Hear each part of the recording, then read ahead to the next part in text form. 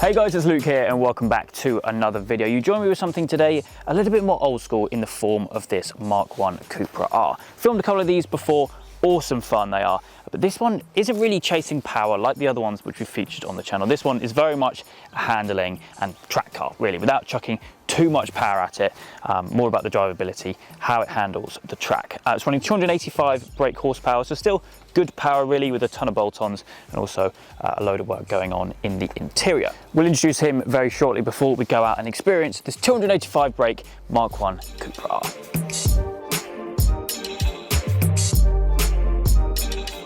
Okay, we're joined now with Lucas, the owner of the car, mate. Thank you so much for bringing this down today. Really nice looking car actually. Done a lot of stuff, despite it not, having record amounts of power.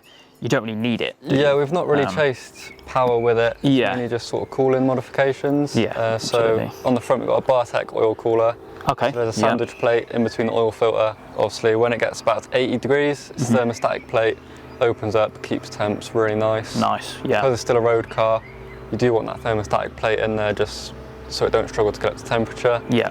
There's a welly cooler on the front from Creation Motorsport, racing inlet manifolds. In between there we've got a Phalonic plate from 034 Motorsport, just to help with temps a little bit more with the IATs. On top of there we've got a Bartec oil cooler, big induction kit from ProRam, forged 008 diverter valve, a few various sort of heat shields in the engine bay, sort of custom made one for the intake, one down the back for the charge pie. Then there's a full 3-inch turbo back system from Cobra Sport. Okay, yeah, nice, yeah. And in terms of handling, we've got Silver Project camber adjustable top mounts. And for the camber on the rear, it's a bit more difficult being a solid rear beam. Okay. So there's a Creation Motorsport plate in there. So we're on about -2.5 on the rear and around -2.5 to 3 on the front, depending on sort of where you go in. Yeah. Fully polybushed by Powerflex, AP coilovers, Nankang NS2R semi-slicks. Yeah. Got CB Auto drive shaft spacers. What, in terms of brakes as well? In terms of brakes, just the standard Brembo 4 pots, EBC yellow stuff on there. Yeah. And then because of the brake bias on it, it's nothing too mad on the rear, just standard Brembo pads. Yeah. They sort of last. Fair play. As we said, 285 brake that it makes at the moment. Standard turbo, everything like that as well. Standard turbo, so standard KO4 that comes on LCRs. Yeah. Anti-roll bars, standard on the front, new speed on the rear. Sort of kept it standard on the front just to allow a bit more give. Yeah, it sounds like it's on rails then really. Pretty much, yeah. Yeah. Keeps sort of a lot of things it shouldn't. Okay, yeah. Half cage in the back as well? Half cage, that was made by Tyler Motorsport in Reading. Very cool. And then we've got Sabout GT3 bucket seats on OMP bases, TRS harnesses, Sabout wheel as well. Then we've got a custom box for the shifter which just raises it a little bit. So that's from Tonic Motorsport. Meant to be for an Audi TT, but we've sort of retrofitted it in there. Just makes it closer to the wheel. Like you can get a CoolerWorks CAE, but for the money that box, 50 quid. Fair play. 4 evenings of headache trying to work. Is the clutch upgraded as well, standard? There's a Sachs Performance clutch in there. Still dual mass flywheel. Feels pretty standard, but it takes the bite. That's the main thing. Poly windows as well, right?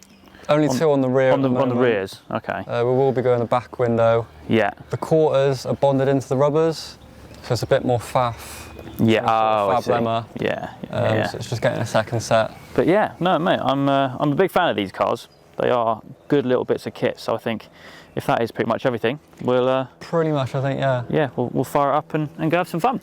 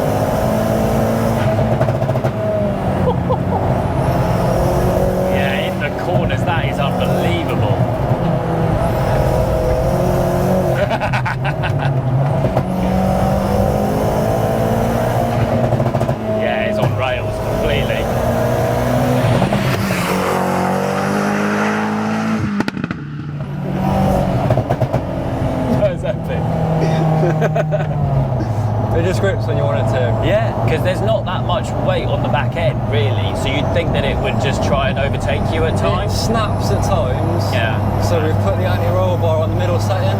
Okay. So you've got 3 settings on the new speed. Full stiff, sort of full loose. And then sort of in the middle. One in the middle works best. Unless you're on a full track day, get some heat into the tyres, full stiff all day long. Yeah. Wet day, take it off. That is epic fun though in the corners.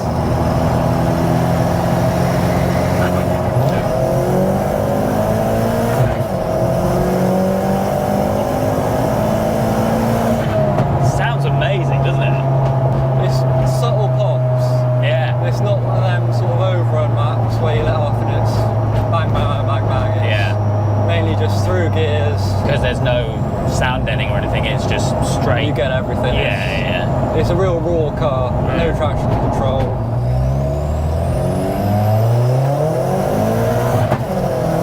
Straight from first.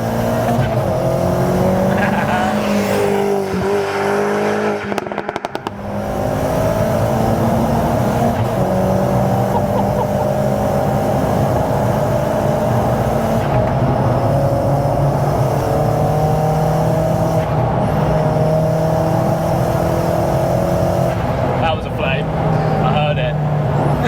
You always know when it's blowing, that deep bang. Yeah.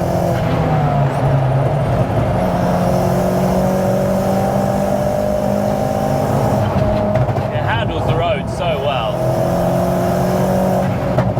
There's not many points I've been out and struggle for grip. Yeah. Which is why I don't want to push it anymore. That's completely fair enough. I'm happy at this power. Yeah, but yeah, no, mate. Thank you so much for taking me out. What a what a fun little That's beast. all right. It shows people you don't need to chase 400 or 500 brake. Yeah, From a track. It's like the Clios. You can go out in a track, bang on. 200 brake horsepower at Cascoon, Yeah, and they're going past 400 brake beamers and everything. yeah, no, absolutely, no, bang on. But of course, if you do want to learn more about the build, I will leave Lucas's Instagram linked down in the description. But for me today, that is it. Hope you guys have enjoyed. If you have, please make sure you leave a like and make sure to subscribe for all the adventures